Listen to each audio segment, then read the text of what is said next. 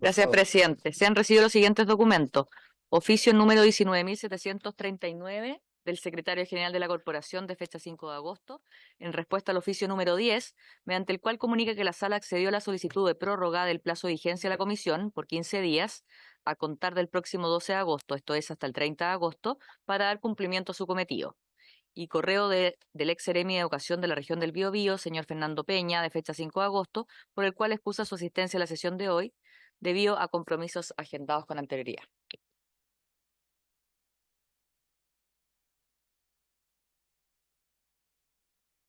De Educación de la región del Biobío, señor Fernando Peña.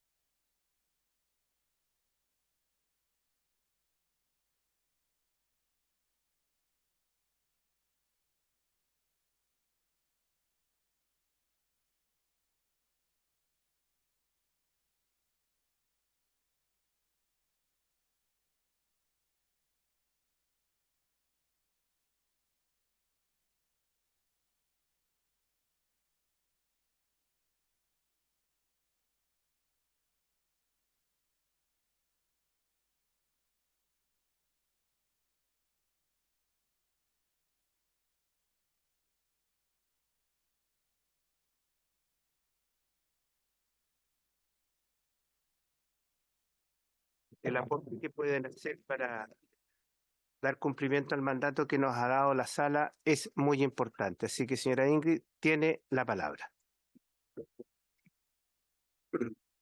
Muchas gracias, señor presidente. Voy a poner nuestra presentación. Fue enviada tarde, mis disculpas. Y aquí ponemos...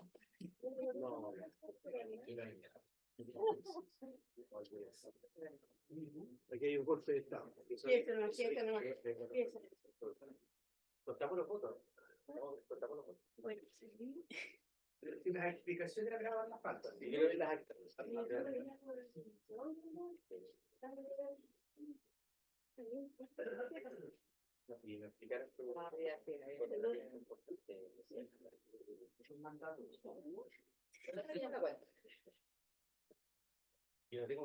¿Empezamos entonces? ¿Sí? ¿Sí? Ya, muchas gracias, presidenta. Buenos días a todas y todos. Mi nombre es Ingrid Olea, soy directora ejecutiva de Educación 2020 y hoy día estoy acá no solo con mi cargo, sino también con experiencia como profesora en un colegio particular subvencionado en La Pintana, también habiendo trabajado en la instalación de los servicios locales en los primeros años de la Dirección de Educación Pública, en la edición de implementación, y también con la experiencia de haber trabajado como sostenedora de colegios públicos. Ahora, como parte de Educación 2020, venimos a entregar nuestras visiones y propuestas en torno a los dos temas que trata esta comisión: la implementación del sistema de educación pública y las dificultades de matrícula y el sistema de admisión. Nuestra opinión y propuestas vienen del análisis de la normativa, desde la evidencia, estudios y datos, y sobre todo desde un trabajo en terreno en todo el país, acompañando a equipos directivos y docentes de todas las dependencias escolares, municipales, servicios locales, particulares subvencionados y también particulares pagados, por ya más de 10 años. Para empezar, con educación pública. Desde los inicios de la implementación de esta reforma, Educación 2020 ha sido parte del seguimiento, el monitoreo y también acompañando a sostenedores de servicios locales con directivos y docentes en este camino. Durante todo el 2023 estuvimos desarrollando una serie de acciones comunicacionales dando a conocer esta reforma con periodistas, profesores, sostenedores municipales, y también realizamos una serie de podcasts con la que nos dimos cuenta que había bastante desinformación en realidad en todos los niveles donde esto se estaba implementando. ¿Ya? Acá nos pudimos dar cuenta que está la idea de la desmunicipalización, y esta reforma no se trata sencillamente de desmunicipalizar, sino de construir un sistema de educación pública en vez de 345 sostenedores diferentes, y también de fortalecer un sistema que es fundamental para el desarrollo del país. La educación pública es un derecho que habilita el ejercicio de otros derechos, propicia la movilidad social el desarrollo de proyectos de vida y mayores niveles de bienestar social y económico para las personas. Creemos importante mencionar que cuando esta legislación pasó por su proceso de discusión democrática en este Congreso, el proyecto final se trató de un acuerdo transversal, al cual suscribieron y siguen suscribiendo diversas autoridades de todo el espectro político, así como también las asociaciones de municipios y otras asociaciones gremiales. Como pocas veces se dio un acuerdo de que el sistema municipal no daba para más y era necesario transitar a un nuevo sistema. También, como pocas veces, se diseñó un traspaso progresivo y con un consejo que iría evaluando el proceso, asumiendo desde un inicio que se darían situaciones inesperadas, esperable, tratándose de un sistema un cambio de sistema de esta envergadura, y que en las primeras instalaciones, evidentemente, habría aprendizajes que podrían mejorar las siguientes instalaciones. Desde ahí, nuestro primer llamado es a respetar el espíritu original de esa ley, cuando se discutió, donde se contemplaba un cambio completo de sistema, dando, por cierto, la posibilidad de cambiar el orden y postergar el traspaso del servicio en algunos territorios, mas no se diseñó con la idea de crear un sistema nuevo que coexistiera con el sistema municipal en régimen. ¿Así? No, ahí está. Asimismo, reconocemos que las situaciones de extrema gravedad que se han generado en algunos servicios locales, en algunos casos, han derivado en situaciones que han significado incluso la interrupción de la prestación del servicio educativo, por ejemplo, lo que vimos en Atacama, lo cual creemos que no es aceptable que suceda en un servicio crítico como es la educación. Por eso nos parece de vital importancia la tramitación del proyecto de ley de ajuste a la ley 21.040, pues apunta precisamente a abrir el espacio democrático concreto para discutir y consensuar mejoras necesarias a este proceso. Ese proyecto de ley, que actualmente está en el Senado, muestra una voluntad de visibilizar la educación pública como política de Estado y incorporar en la ley la necesidad de que distintas instituciones trabajen coordinadamente por su mejora. Es importante acá que esa articulación se convierta en reales acciones coordinadas y no duplicadas, que no se da porque la ley lo diga, sino que implica mayores gestiones que eso. También el proyecto incluye un conjunto de normas, que yo creo que son la mayoría de las normas en número, que buscan agilizar y hacer más fluidos los procesos de gestión en los servicios locales, tanto en régimen como en la instalación y traspaso, cosa que en las instalaciones que ya han ocurrido se ha visto que es crítico para la correcta instalación. También el proyecto de ley busca generar nuevos mecanismos para fortalecer la responsabilidad y accountability de los municipios en este proceso de transición especialmente relevante ahora que estamos a puertas del inicio de un nuevo ciclo de elecciones municipales. Durante el periodo de transición, en el que tenemos municipios y servicios locales en paralelo, que se está dando por muchos años, se están entregando grandes sumas de dinero a los municipios y es importante asegurarse que se estén utilizando de la manera correcta, esto es, resguardando la entrega de un servicio educativo en buenas condiciones, generando mecanismos para controlar la sobredotación y especialmente no generando más deuda. Ahora, hay aspectos del proyecto de ley que se tienen que corregir en esa tramitación. Si bien creemos que hay situaciones en las que es necesario que la Dirección de Educación Pública pueda tener facultades extraordinarias, por ejemplo, durante el periodo de instalación o para resguardar la continuidad del servicio, hay algunos cambios propuestos que dotan a la DEP de manera permanente de mayores facultades de las que actualmente tiene para liderar y conducir un proceso de implementación de la nueva ley, quitándole autonomía a los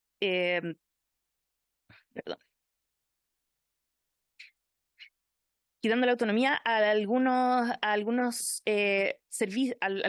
instancias territoriales del servicio, como por ejemplo, en el proyecto de ley se quita la facultad del comité directivo local de aprobar el plan estratégico, dejando esa facultad en la DEP.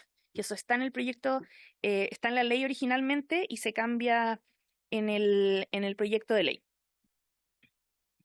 También hay algunos aspectos que han incidido en los problemas que han habido en la implementación que no están presentes en este ajuste de la ley, por lo tanto creemos que deberían estar. Hoy el sistema de educación pública no tiene una mirada integral y de largo plazo respecto al desarrollo profesional tanto de los docentes y asistentes, que si lo pensamos en régimen van a ser más de 80.000 personas dependiendo en el fondo de estos servicios, y cómo se provee, cómo se regula esta dotación, cómo se desarrolla de acuerdo a las necesidades profesionales y del territorio, son preguntas que se tienen que abordar con una mirada de largo plazo y de manera integral en el país, como lo hacen algunos otros sectores como el sector salud en la Subsecretaría de Redes. Las medidas propuestas en este proyecto son más bien medidas de gestión y agilización de procesos que de realmente instalar capacidades, formación continua y crear un modelo de gestión profesional.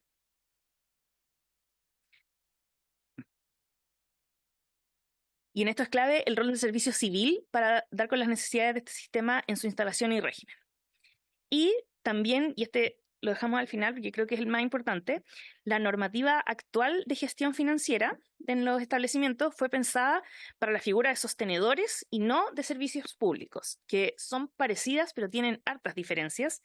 Y al pasar de sostenedores municipales a servicios locales, los servicios locales hoy están quedando sujetos tanto a las restricciones que les impone el rol de sostenedor, con la supervigilancia de la superintendencia y toda la normativa escolar, y al mismo tiempo están quedando con las restricciones de ser un servicio público, con recursos en un programa presupuestario, en la ley de presupuesto, sujeto a las normativas de Contraloría y a las modificaciones que pueda hacer DIPRES. Queremos poner sobre la mesa la distinción de que los servicios locales son, en primer lugar, sostenedores y, en segundo lugar, servicios públicos. Y como tales, requieren cambios en su estructura presupuestaria y en las reglas de gestión y uso de recursos que puedan asegurar un gasto efectivo, eficiente y diligente, que llegue especialmente a tiempo ante las necesidades que tienen día a día los establecimientos y comunidades educativas. Ahora, en relación al sistema de admisión, algunas de las reflexiones que recién compartía también se repiten. La ley de inclusión también fue un largo debate en este Congreso que concluyó dejando la ley que hoy tenemos y, tal como en educación pública, se pensó en un diseño progresivo que ha tenido hartos espacios de mejora mediante varios ajustes a la ley original que se han hecho. El objetivo de este sistema es promover la equidad e integración social en el sistema escolar, donde hoy estudian más del 90% de los estudiantes en Chile, que este sistema es tanto para el sector municipal como el particular subvencionado. Y busca terminar con la selección por desempeño académico y otros factores en un contexto de un sistema educacional muy segmentado por nivel socioeconómico y con desincentivos para mejorar la calidad de la educación. El fin del SAE es asegurar la no discriminación e igualdad de oportunidades y creemos que representa un avance en materia de derecho a la educación, buscando terminar con prácticas discriminatorias que existían antes. En ese sentido, creemos que volver a la selección iría en contra del propósito original que se legisló y de los motivos por los cuales esta ley se creó. Ahora bien, lo que convoca a esta comisión son las dificultades que hubo en torno al proceso del sistema de admisión escolar durante este año, que terminó manifestándose en territorios que tuvieron muchos estudiantes sin matrícula, luego de haber comenzado el año escolar. Y acá queremos ser enfáticas y no dejar espacio a ningún matiz, para que los niños y niñas aprendan y aprovechen el espacio de formación que es la escuela. Todos los días de clase son importantes. Un día de clases que se pierde, ya sea por lluvia, porque el colegio está ocupado como albergue, porque se corta la luz, porque se corta el agua, siempre va a ser un problema. Y un niño o niña que no asiste al colegio porque no tiene matrícula es una tragedia. Es importante acá distinguir que estos problemas de matrícula que hemos visto, con toda la gravedad que implican, no son un problema del sistema de admisión. Este sistema, como nunca antes en la historia de nuestro sistema educativo, nos permite tener información completísima tanto de las vacantes de los establecimientos como de las preferencias de las familias muchos meses antes de que comiencen las clases. Lejos de ser el causante de la falta de cupos, el sistema y la información que tienen ahí pueden y deben ser una herramienta que permita prever los lugares donde se generarán problemas de oferta y poder gestionar acorde a tiempo, antes de que empiecen las clases en marzo. El sistema empezó ahora a recopilar información, en poco tiempo más ya va a tener una información muy rica que debería permitir al Ministerio gestionar esta falta de cupos mucho antes de que llegue marzo. El sistema de admisión, sin duda, es perfectible. Se puede avanzar hacia un sistema más eficiente en la asignación de cupos que considere las preferencias y necesidades de las familias. También se puede brindar mayor y mejor información respecto a las diversas opciones y proyectos educativos disponibles para que los estudiantes y sus familias puedan decidir informados en el corto plazo. Sin embargo, ¿cómo se hace para que las más familias tengan a sus hijos en los establecimientos de su preferencia, considerando que muchas veces el problema es de que los cupos sencillamente no alcanzan. Para ver satisfechas las preferencias, hay que tener más establecimientos educativos de calidad y que brinden a las comunidades un espacio seguro. Es decir, no depende del sistema de admisión actual. En cambio, sí es fundamental para mejorar este ámbito fortalecer la educación pública para que ésta se transforme en una alternativa de excelencia para todas las familias del país. Hacemos entonces un llamado a parlamentarios de esta comisión a que se avance con la legislación del proyecto de ley cuando llegue acá y que aquello que resulte de esta comisión sea un insumo que sirva para discutir este proyecto de manera constructiva cuando llegue, de modo de avanzar en el fortalecimiento de educación pública. Muchas gracias.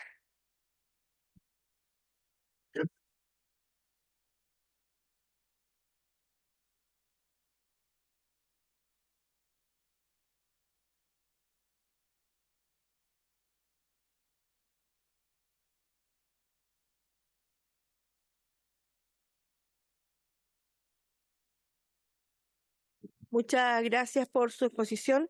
Entonces vamos a dar la palabra a los señores y señoras diputadas.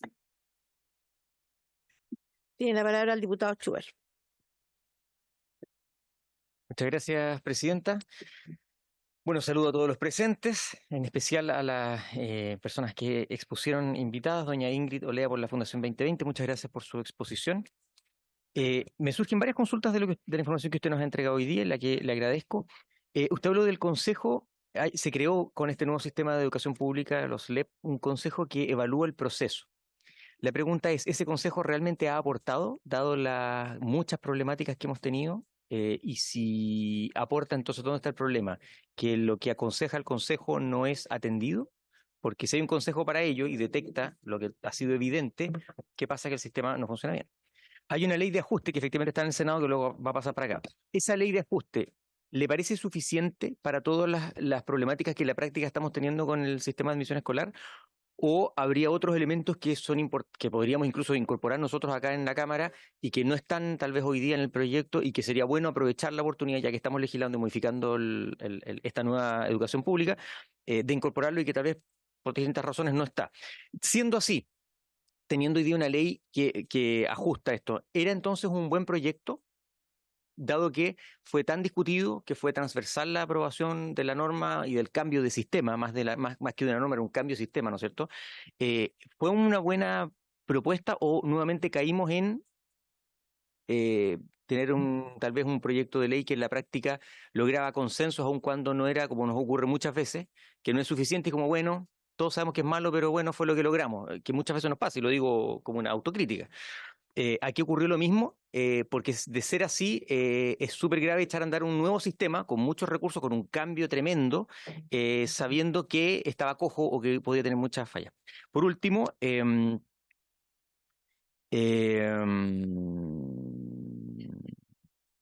bueno, ya le dije, ¿qué es lo que creen ustedes que le podría faltar a ese proyecto de ley? Y respecto al SAE, SAE informa, dijo usted, las vacantes y las preferencias. Claro, eso lo informa, pero no sirve de mucho si no hay oferta. Entonces, si de agosto a marzo el Ministerio va a tener esa rica información, que todos han hablado tanto de la tan rica información, ¿de qué sirve si en la práctica esa rica información no se traduce en cambios? Que en este caso vendría siendo algo tan elemental como cupos.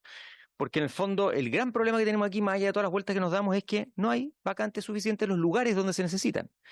Aquí hay una política y una norma que establece que si en un sector, en un espacio territorial muy amplio hay vacantes, se considera que el sistema está satisfecho en cuanto a vacantes. De hecho, el mismo ministerio nos ha dicho que sobran vacantes, para sorpresa de todos. ¿Por qué? Porque en el contexto nacional hay más vacantes que estudiantes. El problema está que en muchas ciudades hay muchos más estudiantes que vacantes. Entonces el problema está en dónde ponemos esas vacantes disponibles o esos cupos. Entonces, creo que de poco nos sirve la información si no logramos entre agosto y marzo generar las vacantes donde son necesarias, porque la norma tiene una restricción, que es lo mismo, habiendo en un territorio grande vacantes, no puedo incluso, por norma, generarme nuevas vacantes. Entonces, al final, ¿de qué me sirve la información si la norma me impide generar vacantes? Entonces, si es así, de tanta información tan buena, tan útil, ¿qué pasó este año?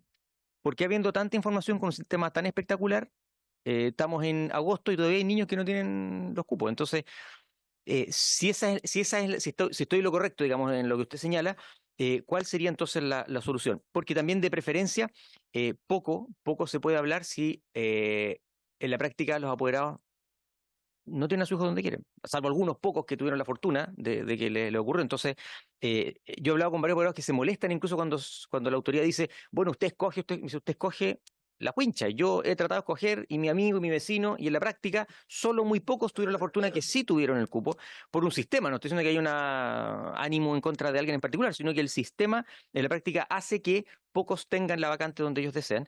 Y eso es también un gran problema que de hecho nos genera estos cambios permanentes que hace que el alumno cambie de establecimiento y también hace que el sistema nunca está satisfecho porque siempre hay movimiento entre distintos establecimientos. Muchas gracias. Gracias, diputado. Vamos a hacer todas las preguntas y después responde, por favor.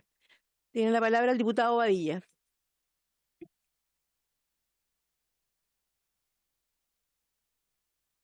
Sí. Sí. Me interpreta casi al 90%. No, a ver, los problemas que tenemos en educación son, yo diría, múltiples.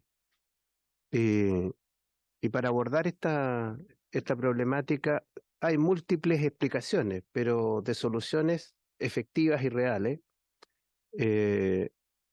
muy pocas.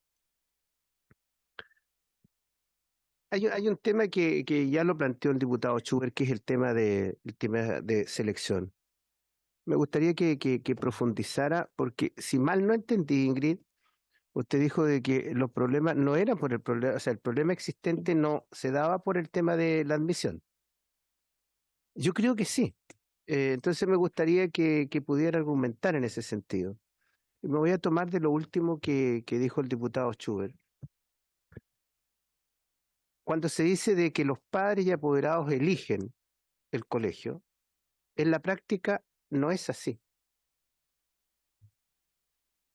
Los padres tienen que poner a los hijos donde el sistema les dice.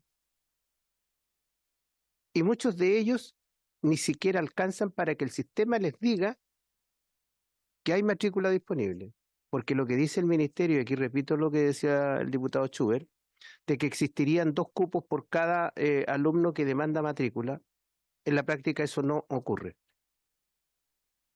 Porque de lo contrario no tendríamos alumnos que siguen buscando hasta fines de año un cupo, y muchos pasan el año y no tienen cupo. Entonces me gustaría que profundizara respecto del tema sobre el sistema de admisión escolar. Eso. Gracias, diputado. Tiene la palabra la diputada Medina. Gracias, presidenta. Saludarlos a todos y a las personas que nos vienen a hacer esta exposición. Agradecer su presentación. Quiero partir diciendo que este proyecto inicialmente, cuando se da con todas las falencias que hoy día podemos criticar a medida que ha ido funcionando, tenía un plazo hasta el 2025. Debían estar traspasados todos los colegios municipales el año 2025. Esto se ha ido prorrogando, con lo cual yo también he estado de acuerdo, porque las falencias que se han encontrado en el camino han sido tan grandes que ha costado implementar en sí el sistema, pero que eso no significa que esas falencias hoy día no estén afectando a los estudiantes, a los docentes, a los asistentes de educación, porque sabemos que los problemas municipales que han sido traspasados a los SLEP hoy día están y se han ido profundizando con el tiempo, porque a medida que hemos ido postergando el traspaso a los servicios locales, los alcaldes, que son los sostenedores, fueron soltando ya la educación. Y por eso hoy día tenemos tantas falencias también en el colegio. De hecho, yo tengo un oficio que tengo que presentar, que es por Lota, que yo digo que es la comuna símbolo de la mala administración a nivel nacional, donde los profesores nos están reclamando nuevamente en julio, se les pagó el 60% del sueldo. Ellos vienen con este acarreo y tienen una deuda millonaria como DEM. Entonces, en esa situación hoy día tenemos tantos municipios que sí o sí esto debe avanzar. Hoy día, si bien hay falencias en el sistema, yo creo que sí se ha ido mejorando. También esa ley o ese proyecto que mencionan ustedes, que está en el Senado, viene a reforzar un poco las falencias que nosotros hacemos tan presentes cada vez que nos llegan las quejas de la comunidad educativa. Y respecto a eso, me gustaría consultar sobre la falta de modelo de gestión que usted menciona, porque hoy día con estos nuevos SSLEP se mantiene, por ejemplo, el estatuto docente, que va mejorando y permitiendo a los profesores hacer carrera profesional y mejoras muy considerables, al menos en cuanto al sueldo. También ellos van a tener la posibilidad de postular a distintos cargos dentro del sistema de los SSLEP. Entonces me gustaría saber a qué se refiere puntualmente y si lo podemos comparar a lo mejor con algún modelo de los subvencionados o de la educación privada, como para nosotros tener un indicio de cómo poder ahí apuntar también si es una falencia y un poco esta diferencia que hace cuando la educación va a estar sujeta tanto a lo público, que es muy burocrático, y con sistema de Contraloría. Esa comparación que hace me gustaría que me diera como ejemplos para entenderlo bien, Presidenta. Muchas gracias. Gracias, diputada. Tiene la palabra la diputada Rojas. Gracias, Presidenta. Sí, bueno, gracias por la presentación. Y quisiera hacer 2 puntos. El primero conectado con lo que se mencionaba en términos del pago de los sueldos, ya que la diputada Medina daba un ejemplo bien concreto del caso de Lota, hay otros varios a nivel nacional. Y una de las características, de hecho, de los servicios locales de educación es que pagan los sueldos, que pareciera algo bastante mínimo, pero que en el contexto que conocemos del sistema educacional y específicamente de lo que ha significado la municipalización de la educación es uno de los grandes problemas, que la plata, en vez de ocuparse para pagar los sueldos, se ocupa en otra cosa. Entonces, yo sé que esa es una, de hecho, de las características que podríamos resaltar del sistema de los servicios locales, pero me gustaría si ustedes pudieran enfatizar en otras respecto, cuáles serían las más valiosas que ustedes destacarían de este sistema en comparación con el sistema municipal, que es precisamente el sistema que vino a reemplazar. Y lo segundo, sobre los cupos de matrícula y el sistema de admisión escolar.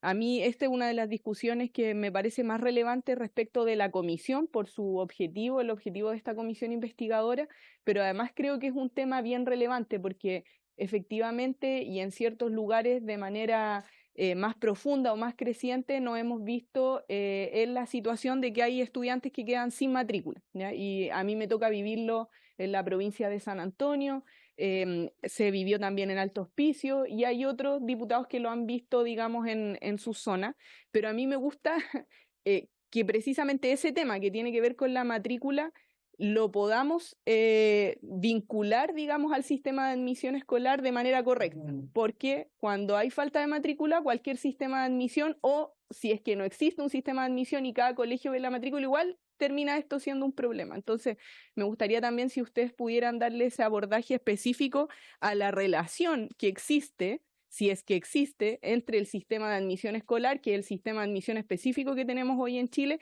y la falta de matrícula como un problema que sabemos no es la realidad de todo Chile, no ocurre en cada ciudad de Chile, pero ocurre en zonas específicas en donde efectivamente tenemos menos matrícula que estudiantes que requieren un cupo. Entonces, hacer también esa relación porque creo que en el debate público se terminan confundiendo ambos temas y es algo que no sirve, sino que nos perjudica en el sentido de estar atacando al sistema de admisión escolar, al que yo también creo que hay que hacerle mejoras. Yo no tengo una posición, digamos, cerrada, pero sí me parece importante distinguir los fenómenos.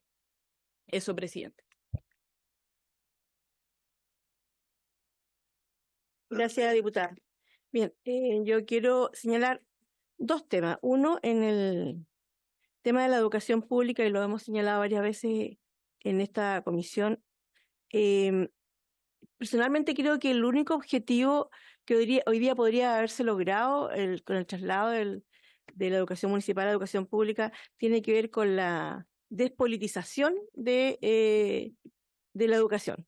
O sea, sacarlo, todos sabemos que muchas veces los municipios, especialmente los DAEM, eran una oficina de empleo para el alcalde de turno de todos aquellos políticos que ya se habían quedado sin cargo, finalmente terminaban en esas funciones, muchas veces incluso hacinados hasta en espacio. Y eso hoy día se supone que no debe pasar, esperemos que con el tiempo tampoco pase y que no el director de los ELEP que tengan un color político finalmente también terminen ahí siendo contratados los de su mismo color político. Eso aún no lo sabemos, también eso nos va a dar la respuesta al tiempo. Pero respecto a otro tema que se le criticaba tanto o se le critica a los municipios que tiene que ver con el no pago de remuneración y no pago de imposiciones, créanme que no en el corto plazo, pero sí en el mediano plazo, los SLEP en estas mismas condiciones va a terminar pasando lo mismo. No van a poder pagar ni sueldos ni cotizaciones. Por lo tanto, una bandera que tanto se ha enarbolado que del tema de los no pagos de sueldos y cotizaciones, más pronto que tarde, finalmente los SLEP van a tener exactamente el mismo problema. Y respecto al tema del sistema de admisión, usted señaló que el sistema no es culpable de la falta de matrícula. Yo creo que sí es culpable, porque claramente cuando tenemos casi el 50% de los apoderados que postulan no quedan en el colegio de su preferencia, tiene responsabilidad. Ahora, las causas pueden ser muchas y las causas son las que tienen que enmendarse, tienen que mejorarse. Efectivamente, y una de las causas más importantes es que no existen los cupos suficientes en los establecimientos de calidad. Porque cuando se habla que existen 2 cupos para un postulante, por supuesto, pero a mí el colegio que me van a conceder no me satisface en absoluto porque es un colegio de mala calidad, es un colegio que me queda a distancia, es un colegio que me lo están dando para un hijo y que yo tengo al otro hijo en el otro lado. Entonces, hay muchos temas y yo creo que esa es sumamente importante, abrirse y reconocer que aquí hay un problema, cómo lo solucionamos y que efectivamente el próximo año no tengamos el mismo problema a pesar de la cantidad de oferta que según la subsecretaria o el ministro señalan, siguen habiendo muchos cupos, muchos alumnos sin matrícula. Por lo tanto, esta comisión justamente se formalizó justamente para poder estudiar, analizar cuáles son los problemas y que el Ministerio de Educación tome las provisiones del caso para que el próximo año, en el año 2025, no tengamos esa falta de matrículas tan grande y tan importante que tuvimos en este año. Eso. Diputado Schubert. Gracias, Presidenta. La verdad es que solo hacer un punto respecto de algunas preguntas. Esta comisión está creada para poder ver los problemas que estamos teniendo y cómo se puedan mejorar. Por eso las propuestas de los expertos son súper valiosas. Los problemas que actualmente tiene el SLEP. Entonces creo que no tiene sentido y sale del objeto de la comisión el volver a analizar por qué el sistema municipal es malo. Yo creo que salimos del sistema municipal porque no funcionaba. Tenemos y esta comisión justamente busca cómo mejorar el actual. Entonces creo que no tiene sentido el que en la comisión volvamos a discutir por qué era malo el sistema municipal y qué es lo bueno que trae el SLEP. Si ya estamos con el SLEP, desechamos el municipal y la idea es poder ver las mejoras y en ese sentido creo que los expertos nos pueden colaborar. Muchas gracias. Gracias, diputada. ¿Palabras? ¿Damos la palabra? ¿Diputados, diputadas? Bien, entonces le voy a pedir a la señora Ingrid, por favor, que responda a las preguntas. Muchas gracias, Presidenta, y por su intermedio a todos los diputados y diputadas que nos plantean estas preguntas. Son hartas preguntas, así que voy a tratar de responderlas todas, si no me van diciendo ahí usted se le pasó esto. Para ordenarme, voy a abordar primero las de educación pública, después las del sistema de admisión, si les parece. En primer lugar, diputado nos pregunta si es que el Consejo ha aportado. El Consejo ha identificado problemas que se deben mejorar, pero no es una facultad del Consejo poder hacer esos cambios. Este Consejo ya ha emitido 2 informes y si bien algunas de esas recomendaciones se han recogido porque implican cambios de gestión administrativa, otros no es llegar y cambiarlos, y algunas de esas cosas sí se han incorporado efectivamente a este proyecto de ley que se está planteando ahora. Ahora, el proyecto, nosotros acá lo mencionamos también, no es suficiente. Hay problemas que tiene el sistema de educación pública que no se abordan en este proyecto de manera íntegra. Algunos, en general, los problemas se tocan, pero nosotros creemos que hay aspectos en los que falta y hay mucho espacio para mejorar. Yo creo que ante la pregunta si era un buen proyecto, yo creo que sí, es un buen proyecto en el espíritu y tenía fallas en el diseño, pero tenía fallas como es cualquier política pública que se plantea de aquí a 10 años más. O sea, cuando se legisló este proyecto no había pasado pandemia, el escenario político en el país era súper distinto, el escenario educativo era, nosotros como profesionales de la educación, el mundo del colegio antes de la pandemia y el mundo de ahora en los colegios es muy, muy, muy diferente.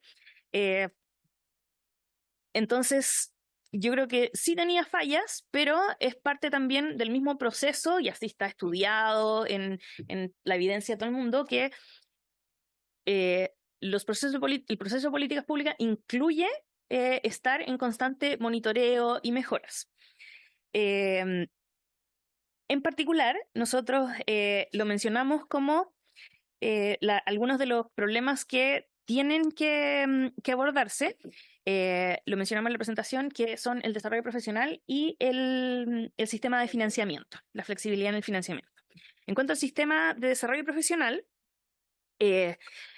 yo acá me saco el sombrero, yo fui sostenedora en una corporación municipal, entonces de ahí mi experiencia manejando el presupuesto de una corporación municipal que no le alcanzaba el presupuesto de la subvención para pagar los sueldos todos los meses. Primero, en cuanto al desarrollo profesional docente, sin ir más lejos, las corporaciones municipales no siempre tienen que hacer compras públicas y luego el servicio local sí o sí tiene que hacer compras públicas. Eso requiere un proceso de capacitación de todo ese recurso humano, de todas esas personas que hoy día trabajan en los DAEM, las corporaciones, que tienen que aprender cómo funciona un servicio público, que ahora para hacer una modificación tiene que hacer una modificación presupuestaria que pasa por DIPRES. Y eso nosotros creemos que hoy se está abordando como con medidas aisladas, más no con un ojo de sistema. Mencionaba el caso de salud, donde hay una división que creo que se llama de gestión de desarrollo humano, algo así, donde en el fondo hay un equipo en el nivel central que está pensando, ok, en este hospital en 5 años más se van a ir los psiquiatras, entonces, ¿dónde vamos a buscar esas especialidades para que el día que esos psiquiatras se vayan, ese territorio no se quede sin esos especialistas? Esa mirada nosotros creemos que debiese estar en la Dirección de Educación Pública y en los servicios locales también de manera más integral. ¿No existe una repartición? Existe una división de desarrollo educativo que incluye los temas docentes y en paralelo lo ve el Centro de Perfeccionamiento, el CPIP, no sé la sigla, en el ministerio, pero no lo ven específicamente del sistema de educación pública, que como yo les decía va a ser empleador, comillas, porque son los servicios, no es la dirección, pero de 80.000 profesores en régimen. Y en cuanto al financiamiento, como les mencionaba y respondiendo también la consulta de la diputada, el servicio local hoy día está quedando con una figura al mismo tiempo de sostenedor y de servicio público. Eso, para explicarlo de manera más sencilla, significa que un sostenedor público recibe subvención. Entonces el mecanismo en el que esto funciona es: se calcula la asistencia, yo recibo la subvención y luego esa subvención yo la rindo a la Superintendencia de Educación. Y le digo a la Superintendencia de Educación, esta plata que ustedes me entregaron, la gasté esto en recursos humanos, esto en estas otras cosas, esto en estos distintos ítems. En un servicio público, el proceso es un poco al revés. El proceso es, en julio del año anterior, diseñamos ¿en qué vamos a necesitar el presupuesto? Vamos a necesitar tanto para recursos humanos, tanto para bienes y servicios, tanto para inversiones. Tramitamos el presupuesto, queda en un programa presupuestario y luego yo me tengo que ceñir a ese programa para ejecutarlo durante el año. Y esto, más que rendir la cuenta después a Contraloría, se norma por la normativa que hoy día le pone la Contraloría. Perdón. Más que en un servicio público no se da cuenta de la subvención después a la superintendencia, sino que se norma por las normas de la Contraloría. El servicio local quedó en el peor de los mundos, quedando en estos dos al mismo tiempo. O sea, tienen que diseñar un presupuesto de cómo se lo van a gastar y tiene que pasar por este mismo Congreso para ser aprobado, después se gasta y después hay que rendir cuenta a la superintendencia. Eso significa que, claro, quedan con esa doble lógica y eso en el proyecto de ley no se aborda y creemos que es hoy uno de los uno de los aspectos que más impide la buena gestión en los servicios locales. Por mucho que tengamos un súper buen director con un súper buen equipo, que tenga los recursos, esto hace muy compleja la gestión. A mí me tocó vivirlo solo siendo sostenedor, sin ser servicio público, y en otras instancias en la vida me ha tocado ser servicio público y no me puedo ni imaginar lo terrible que es vivir en ese mundo con las dos juntas. O sea, hoy para que un servicio local, no sé, compre una camioneta, eso está en la ley de presupuesto y una modificación presupuestaria, con todo el ciclo que implica una modificación presupuestaria.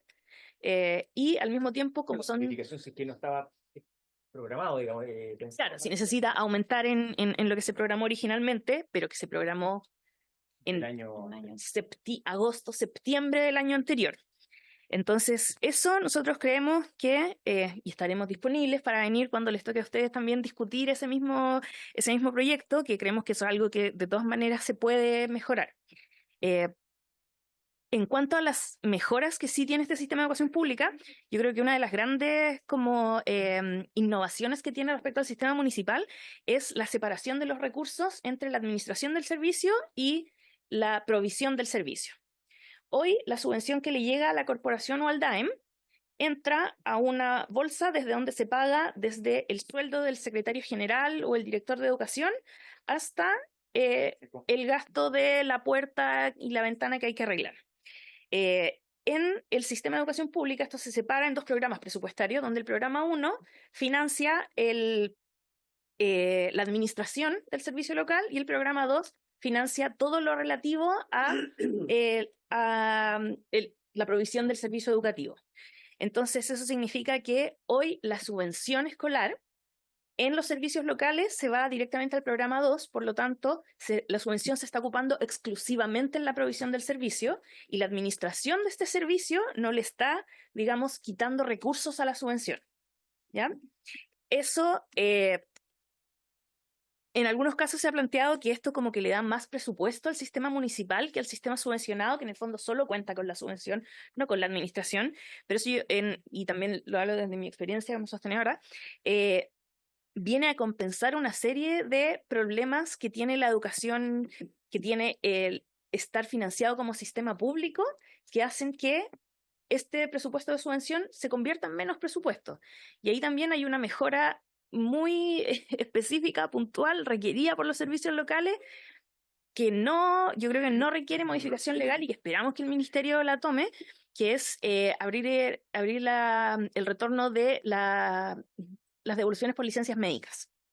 En una corporación, la corporación tiene un trabajador con licencia, la licencia la ISAPRE o FONASA la pagan y le devuelve al sostenedor y el sostenedor puede gastarla en contratar un reemplazo, etc. En el caso, o pagar la remuneración del trabajador que está cumpliendo esa labor. En los servicios públicos, las devoluciones de licencias se van a el Tesoro Público. Nunca vuelven al servicio local. Entonces, así pasa ahora con los servicios locales y esa es una modificación que creemos que es necesaria también para que, yo entiendo que no está en el proyecto, pero no sé si se requiere una modificación legal, diputado. ¿Tienes algún antecedente del porcentaje promedio de licencias médicas en la cosa pública? Sí, lo tengo. Nada que ver con la ley. No, es que es bien escandaloso. Para evitarnos nada más. Insumo. No sé, no lo tienen, no importa. No, es que tengo el dato, pero es de lo que ha mostrado la Dirección de Educación Pública. Estoy viendo acá números entre el 20 y el 10 y tanto en los servicios locales que están instalados hoy día de ausentismo. Y eso hoy está, o sea, tienen que imarginarse cuánta plata hoy está dejando de llegar al servicio local y está volviendo al Tesoro Público. Y no al fondo. Exactamente. Diputado Schubert. Pero para entenderle bien, dos cosas. Respecto a lo que usted mencionaba antes, que esta dicotomía de tener que rendir a estos fondos como sostenedor y luego como servicio público. ¿Cuál es entonces una sugerencia saludable para administrar esos recursos? Una de las dos, un nuevo sistema tercero. ¿Podríamos referir un poquito cuál es su propuesta? Y lo otro, lo que acaba de decir de la licencia. ¿Es por ley que tiene que pagar la licencia del sistema antes que la ISAPRE?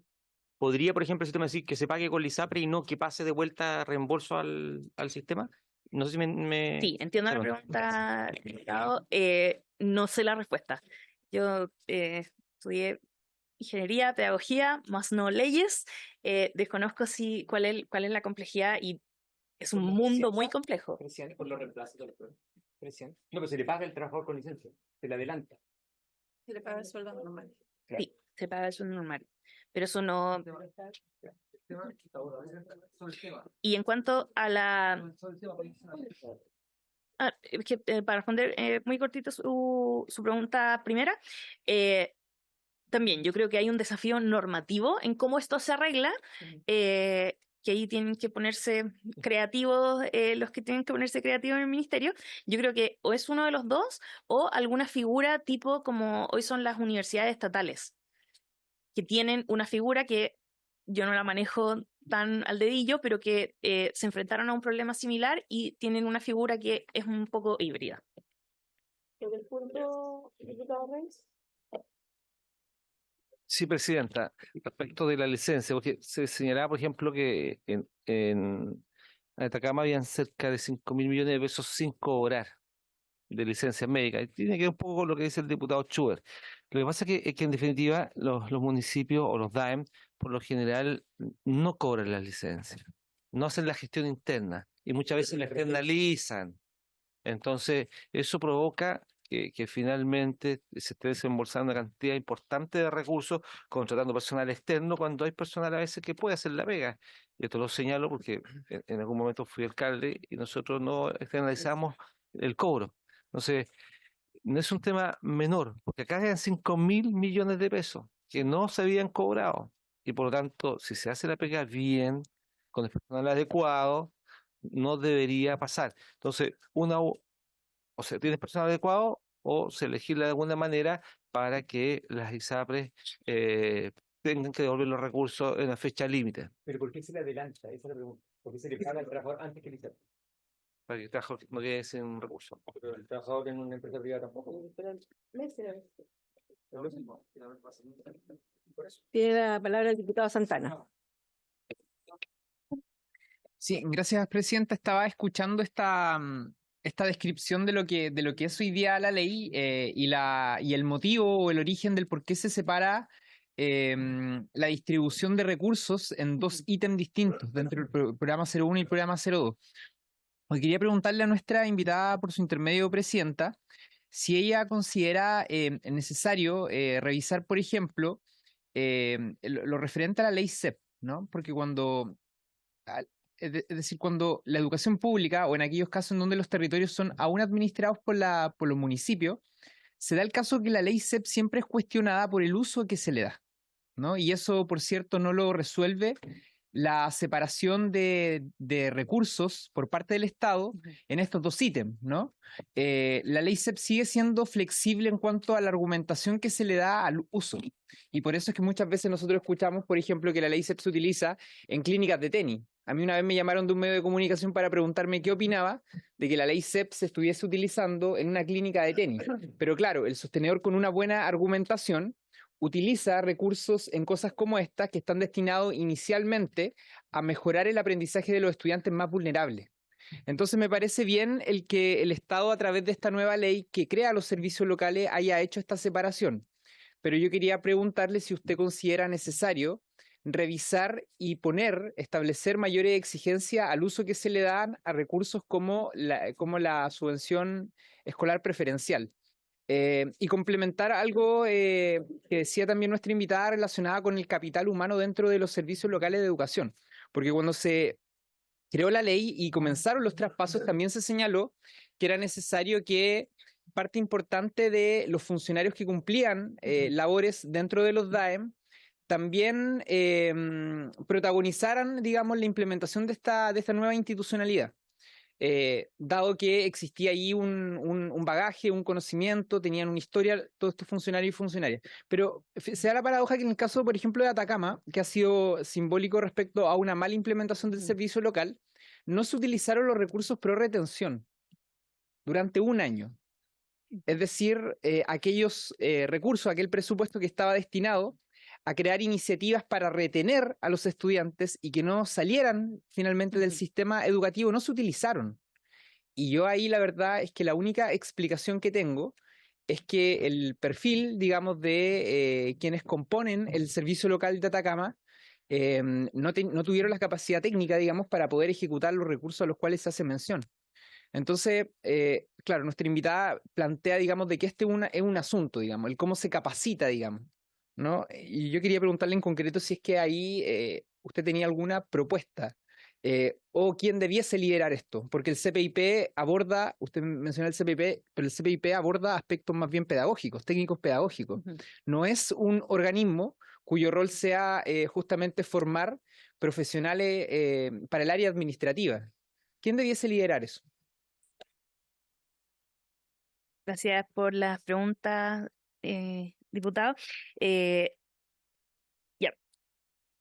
Con respecto a quién lo debiese liderar, nosotros creemos que esas capacidades debieran estar en la Dirección de Educación Pública, tanto para los docentes y asistentes de la educación, que naturalmente ahí tiene que haber un vínculo con el CPIP, pero también a este segmento que en el fondo hoy día no está visibilizado, que son al final los trabajadores que gestionan el servicio educativo, que son los que hemos visto que ante estas faltas de capacitaciones, faltas de desarrollo, pueden tener un impacto gigantesco en el proceso educativo.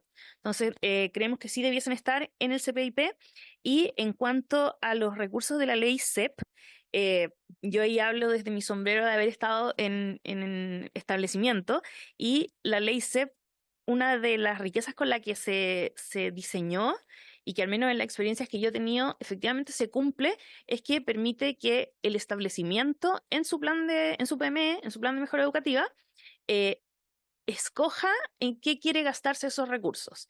Entonces, yo he visto como clínica de tenis y uno se pregunta, ¿será necesario? Pero al final el espíritu con el que esto se diseñó inicialmente es, ok, este colegio lleva a cabo un proceso de reflexión con el que diseña su plan de mejoramiento y en virtud de ello financia lo que ellos estiman necesario. ¿Me permite hacer un complemento acerca de esa pregunta? Lo que pasa es que muchas veces hemos conversado también de las diferencias que hay entre la administración municipal y la de los servicios locales de educación. Y hemos dicho muchas veces en esta comisión, o en la Comisión de Educación, que transitamos desde la extrema flexibilidad que tenían los municipios a la hora de ejecutar recursos de educación a la extrema rigidez. Pero eso tiene un sentido. Usted lo ha señalado en su exposición y tiene que ver con elevar los estándares y las exigencias para poder ejecutar este tipo de recursos. A mí me da la impresión de que en este debate, el de la ley CEP y otros recursos, otras vías de financiamiento, rige el mismo criterio, porque yo entiendo que los establecimientos, las comunidades educativas tienen autonomía, tienen proyectos particulares. Algunas escuelas tienen un acento en materia medioambiental, por ejemplo. Sí. Otras escuelas son escuelas artísticas. Y yo comparto eso, pero eso no puede significar, en mi opinión, que recursos que están destinados para mejorar el aprendizaje de los estudiantes más vulnerables, hay establecimientos que ese porcentaje de estudiantes vulnerables supera el 90%, sean utilizados en cualquier cosa.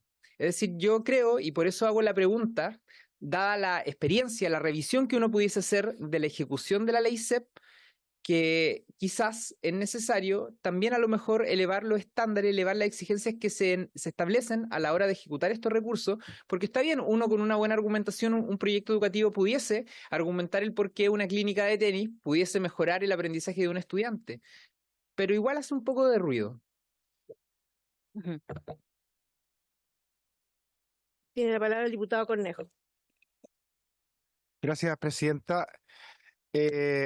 Para complementar lo que ha señalado por su intermedio el diputado Santana respecto de algunos alcances que ha tenido la flexibilidad en los últimos años de los gastos que se puedan financiar a través de la ley CEP, cuyo espíritu originalmente tuvo como objetivo mejorar las condiciones y el trabajo que se desarrolla en el aula para el proceso de aprendizaje de los alumnos.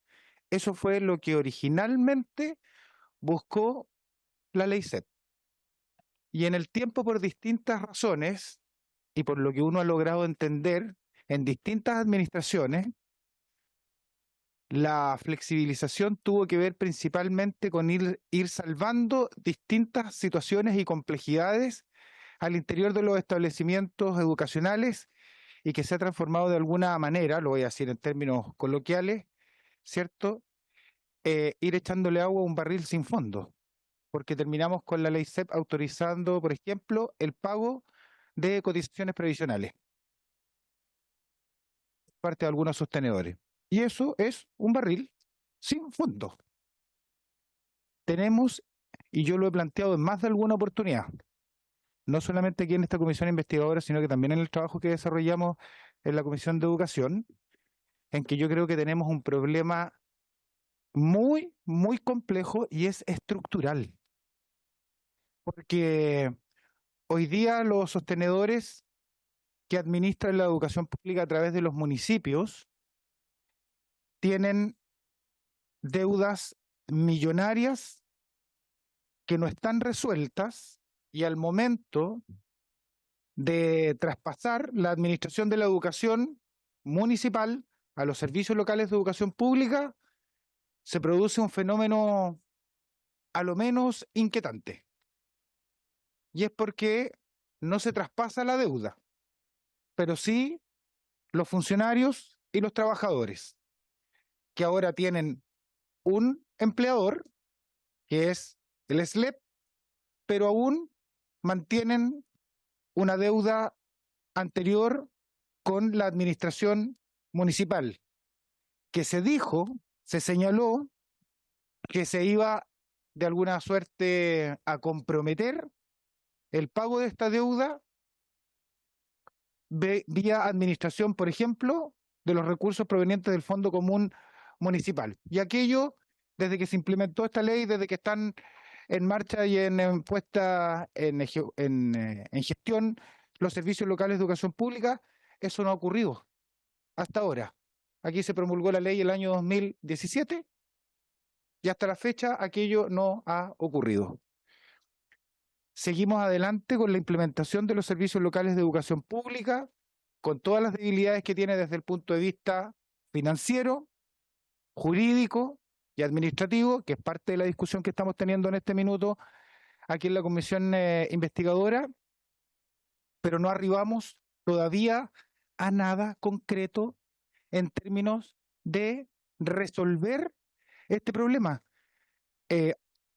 Está en el Senado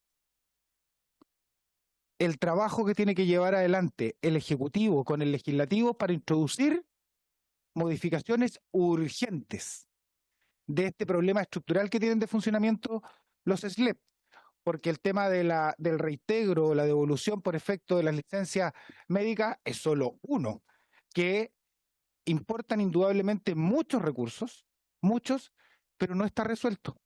Y seguimos implementando los SLEP a paso desacelerado, indudablemente. Ha habido una recalendarización de la implementación de los SLEP, pero sin un solo cambio desde el punto de vista de la estructura de funcionamiento, insisto, administrativa, jurídica y financiera. Increíblemente, sabemos que, por ejemplo, al momento de implementarse los servicios locales de educación pública, nadie advirtió, insisto, desde la brillantez de los expertos y de la comodidad seguramente de las oficinas centralizadas, que los municipios desde sus presupuestos, con la irresponsabilidad también de muchas administraciones que hicieron cajas pagadoras a través de los DAEM, de los DEM, etcétera, etcétera, de las corporaciones indudablemente, pero nadie advirtió de los miles de millones de pesos a nivel nacional que los municipios traspasaban a educación. Los municipios entregan la educación a este nuevo sistema de administración que son los SLEP y no traspasaron ni un peso más. ¿Quién se iba a hacer cargo de ese déficit? Fíjense ustedes que en la experiencia que hay de los servicios locales de educación pública que recibieron las dotaciones de los funcionarios, intentaron llevar adelante ajustes de dotación, ajustes de horario y, obviamente, que los funcionarios, los trabajadores, los docentes, etcétera, etcétera, no iban a permitir por ningún motivo perder ningún tipo de derecho. Y llevaron adelante acciones judiciales que, tanto en la Contraloría como en los tribunales, determinaron que debían integrar a todas las dotaciones y le debían reintegrar todos sus derechos adquiridos. Eso significó que desde el punto de vista financiero hay servicios locales de educación pública que ya tienen forados financieros.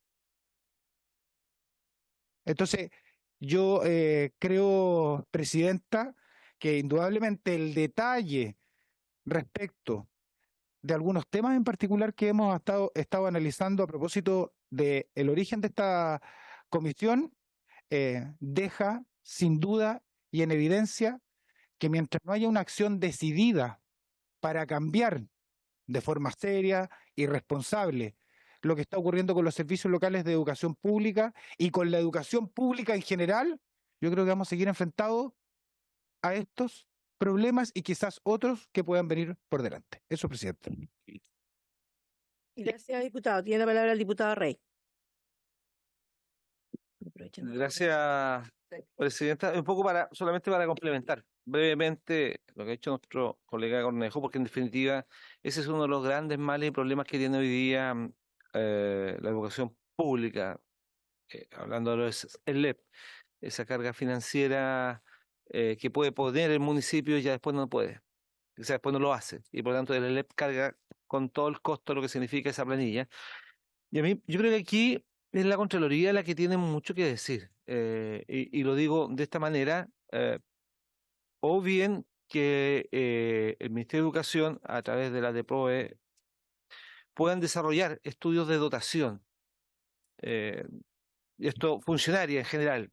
Mire, yo no voy a contar el lugar, pero bueno, yo soy profesor de profesión y toda mi expertise la he desarrollado, o sea, los diplomados, el magíster y los postítulos en el área de la gestión, ¿ya?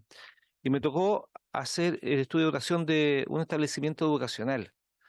La cantidad de recursos de uno que se ahorraba el municipio en ese establecimiento era en torno, si cumplía todo lo que tenía que cumplir y se adecuaba como tenía que adecuarse, cerca de 300 millones de pesos. Un establecimiento.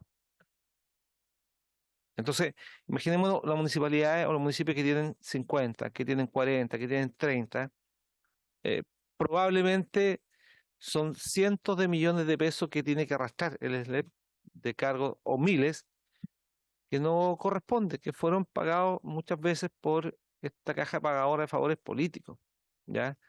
Muchas veces, o que viene arrastrada de periodos anteriores y que después no tienen cómo hacerlo porque vinieron los concursos, no movilizó los funcionarios y después quedaron con derecho adquirido en la planta y ya después no hay nada que hacer. Entonces, yo creo que la Contraloría podría involucrarse más. Yo sé que la Contraloría tiene mucha pega, pero acá hay que hacer estudios de dotación 1 o 2 años antes, por lo menos 1 o 2 años antes que se traspasen, y a partir de ahí la idea justamente es tener claro qué es lo que va a hacer el municipio, pero no podemos cargarle a los SLEP estos recursos adicionales, y lo digo porque en el DAEM, por ejemplo, yo tenía cerca de 47 personas el año 2012. A los pocos años se duplicó, la cantidad de alumnos era la misma. ¿Y quién dice algo? ¿Quién alerta o quién salvaguarda los recursos públicos? Bueno, yo tenía en la Contraloría casi todos los años haciendo auditorías especiales, cuando estos se sortean nomás. Pero en estos casos miraban para el lado. Entonces, en esos tiempos estoy hablando, hace ya cerca de una década. Entonces, yo creo que ahí falta, Presidenta, que nosotros podamos solicitarle a la Contraloría un equipo especial, justamente para estos cambios, para que pueda, en alianza a lo mejor con las DEPROE, con recursos adicionales que podamos a través del presupuesto entregar, pero es necesario que los SLEP se lleven justamente los funcionarios que corresponden a los SLEP y no esta carga probable de que hacen los alcaldes producto justamente de este actuar político, ¿ya? Y no en interés del bien superior de nuestros niños y niñas, sino más bien este superior político de reelegirse, donde duplican y hasta triplican los funcionarios. Estaba viendo ahora cuál es el número de funcionarios, a hoy día, no lo encontré, pero si lo encuentro lo voy a decir. Eso, presidente. Gracias, diputado. Bueno, estamos por finalizar. Vamos a darle las últimas palabras a la señora Ingrid para poder cerrar la sesión. Muchas gracias, presidenta, y muchas gracias a todos por sus preguntas. En vista del tiempo que nos queda, que es poquito, y para tratar de abordar algunas de las preguntas y comentarios que se hicieron recién, yo creo que esto es algo que se dice muy clásico en educación, que no hay bala de plata. Por lo tanto, yo creo que buscar la solución no es la forma, sino que es imperativo que podamos avanzar en distintas vías de solución a distintos problemas, buscando el objetivo común final, que es que todos los niños y niñas del país puedan acceder a una educación de calidad.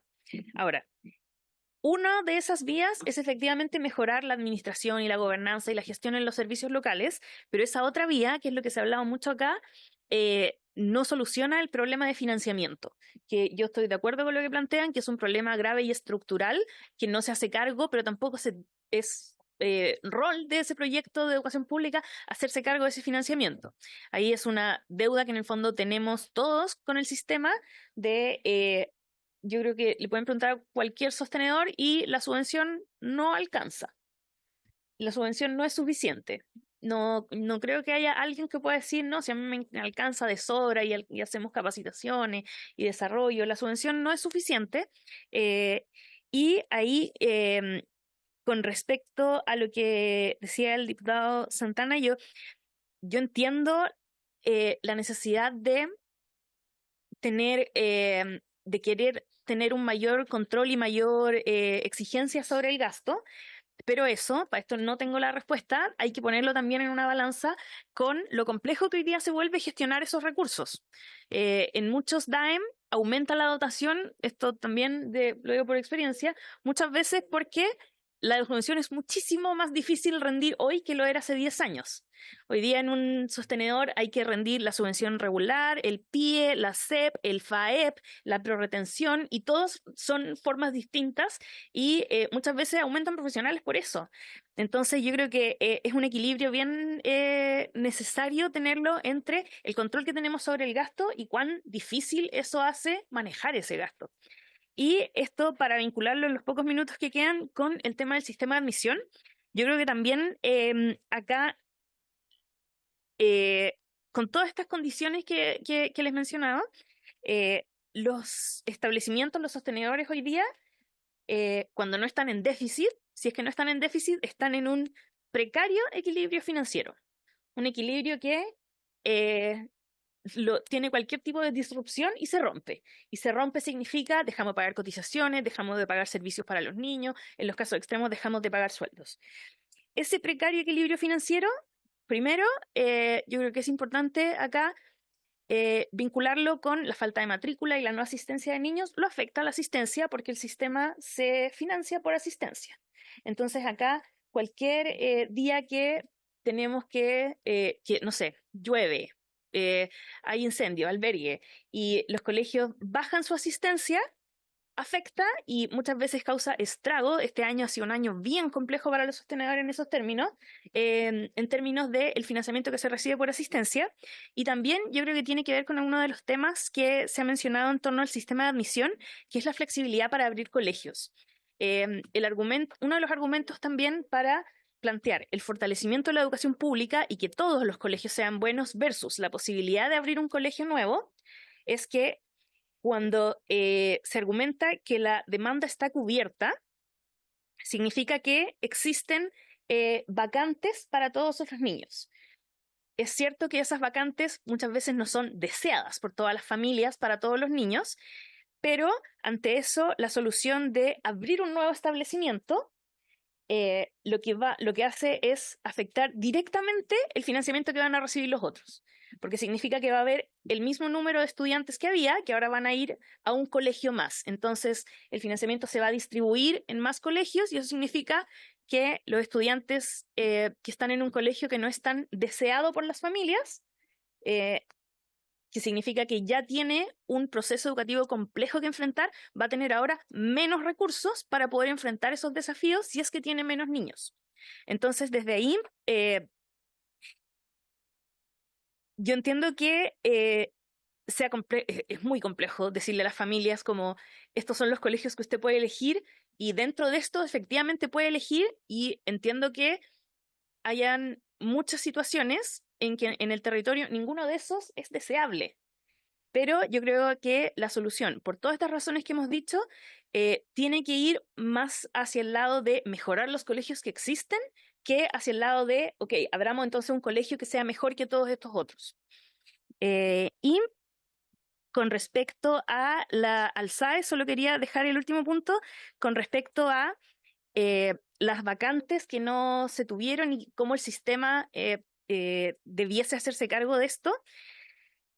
Yo creo que hay un hecho que no se puede negar, que es que la información tan rica que este sistema nos daba el año pasado no se usó para generar las vacantes. Ahora hemos visto y el Ministerio nos ha dicho que hay una serie de medidas, se abren locales adicionales, se abren cursos sobre cupo, etcétera, pero cuando ya habían empezado las clases.